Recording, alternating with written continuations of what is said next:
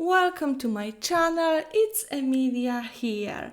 Today I want to create something really special. Welcome to my time machine card. This is a pop-up card I created with the new addition to the Voyages Fantastiques collection by Stamperia. It's all created with one product, junk journal book, maybe not one, there is few more but very little more, and this book is just beautiful. Voyages Fantastiques are my favorite collection ever from anything that I have ever seen. I just love this collection. I created many different projects with it in the past, and now we've got this book as an addition to the collection. It has pattern papers, stickers, cut out elements, all of these in one book. I think there is 16 pages of various elements, and with this one product you can create many different projects. Today I will be doing this pop-up card and I want to show you how to make it so you can create it with me. The idea for the card, for the mechanism, is not my idea. I've watched lots of turning pop-up cards, and I followed a tutorial from one channel called Mitosu Crafts, and there are many tutorials for different pop-ups on that channel. I will link it below the video. So I used his turning mechanism to create this time machine card. Let's start with creating the mechanism. I've got a card 9 by 10 centimeters and I will score it at 3 and 6 centimeters or 3 from each side. Then I turn on the side, 10 centimeter side, and I score at 1.5 centimeter, 3 centimeters, 4.5 centimeters, and then 1.5 from the opposite side.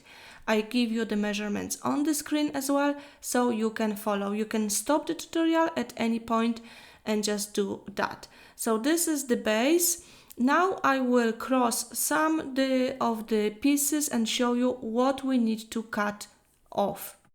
There is actually one more piece we need to cut off, which I didn't mark. I will show you in a minute. It is one of the big rectangles on the right or left. It doesn't really matter. Now it's correct, so I will cut off these, and then we've got a base which we still need to score in 2 more places, but we cannot do it before cutting out the elements that needs to go. What I've learned when you create a mechanism like that is to do it slowly, try to do it as neat as possible, and then it will work perfectly. It's better to do it using stronger card. Mine is 250 GSM. This way it will not rip off after using few times. So now we need to score where I added the lines. So diagonal from one corner to another, and then we will be able to start folding our mechanism and gluing the parts that need to be attached to each other. Please do not rush. When you will be adhering this mechanism to the card, give each time you add the glue, give it some time to dry. This will save you some frustration, and once you will master that, you will be able to create many different cards with many different turning elements. It's just wonderful base for any idea. The tricky part now is to push 2 side triangles to the center to create that pointy part, and this is almost done for our mechanism. It's simple, but it will be very effective. You can go with your bone folder on each part that needs to be folded, so it will move smoothly on your card. If there is anything sticking out, cut it off, and the important part is to have a gap between the two parts in the middle. Now I'm going to add glue on the biggest part, on the biggest rectangle. This is only to make the base stronger, and I fold that and glue with the other part, and then we can start creating our card. So I took those clocks from the junk journal book. There are different sizes, colors, and I thought I'm going to use them on my card. To start with, I created the card base 14 by 14 centimeters, which is 4.5 by 4.5 inches, and I added one of the cards inside. This is slightly smaller than my card base, and this will be the base for the mechanism. You need to attach the background before attaching the mechanism. So first, I will attach the mechanism to the background, which I already have. So I'm applying the glue only on the rectangle part on the back of my mechanism. You put it closely to the score line, not on the score line, and then place flat, wait for glue to dry.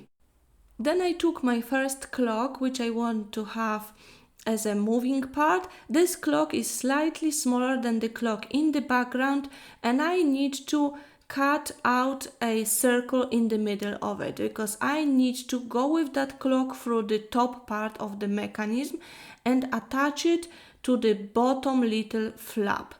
I will bring the camera closer so you can see.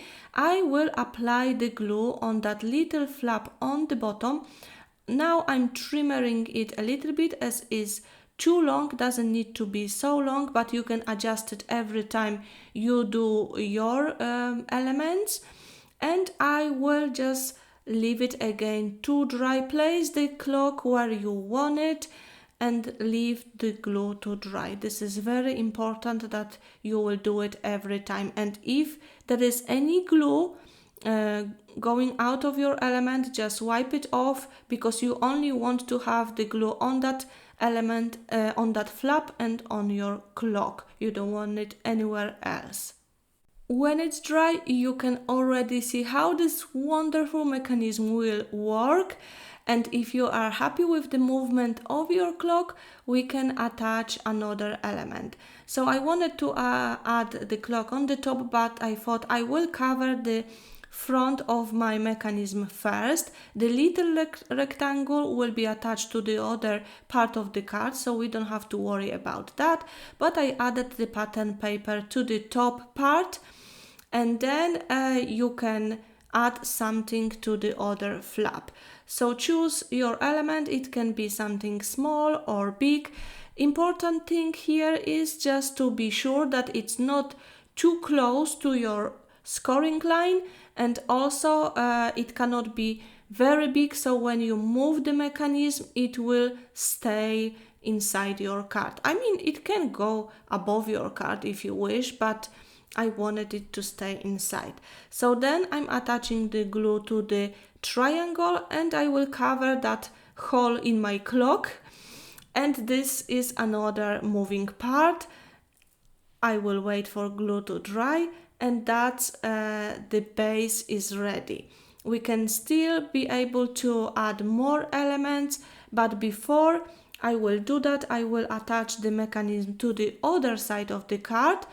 But before I will do that, I need to attach my background. So I took a piece of paper from junk journal book, and now I'm just inking two corners with the stencil, just to give it a little pattern, something more interesting. This side can be used to attach your wishes, to write something, but like I said before, attaching the mechanism, we will attach that pattern paper, and then place the glue on the little rectangle.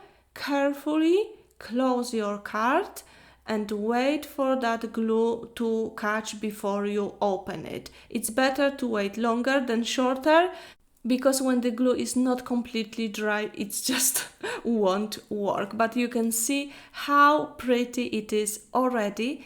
Now, when you've got that, you can add more elements and you can attach them to a small clock, to a big clock.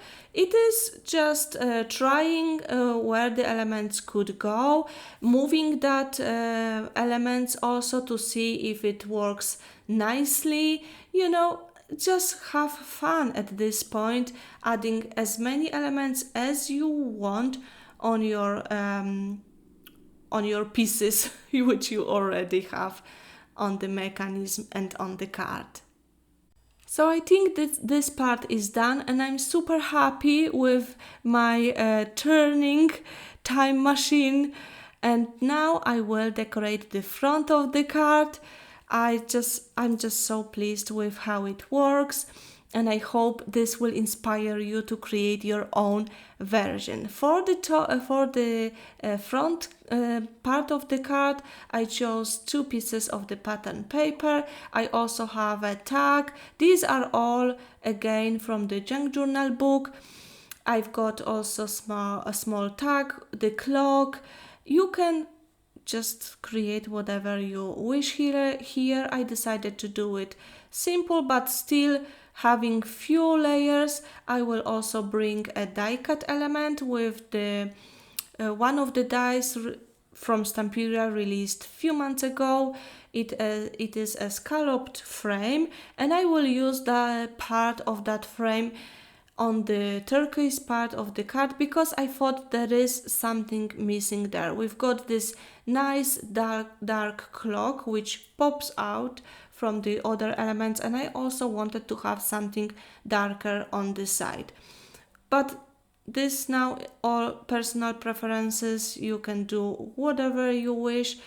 I believe everything in that collection goes really well with each other. It's a steampunk. Maybe not everyone likes steampunk, but it's very light steampunk. I just love the style of that collection. So I will be attaching the bigger and smaller elements now and play with the composition, and then when I finish that I will still add few stickers on the turquoise pattern paper because I felt like there is something missing there, and this will be it for the composition. I try to keep it simple. I also have this Imagine sentiment. I attach it to a piece of card to make it stronger, and yeah, that's it for the composition. Nothing really special.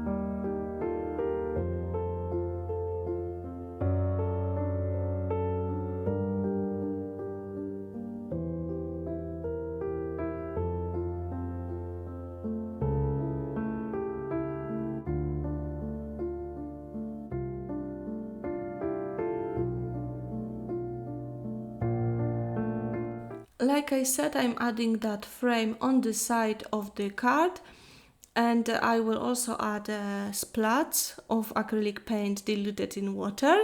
This is totally optional. Please never feel that you need to add splats to your projects. I just love that, and it's must have for me. But it's totally skippable. I hope you will like the video. I love this project, and I'm going to create few more based on that mechanism, and I also will have a short video for another pop-up, slightly different kind. Recently I really like the idea of things moving and popping out, so you will see more with that from me. Thank you so much for joining me today. Please let me know in the comments, what do you think? Is this video interesting to you? Do you like the project?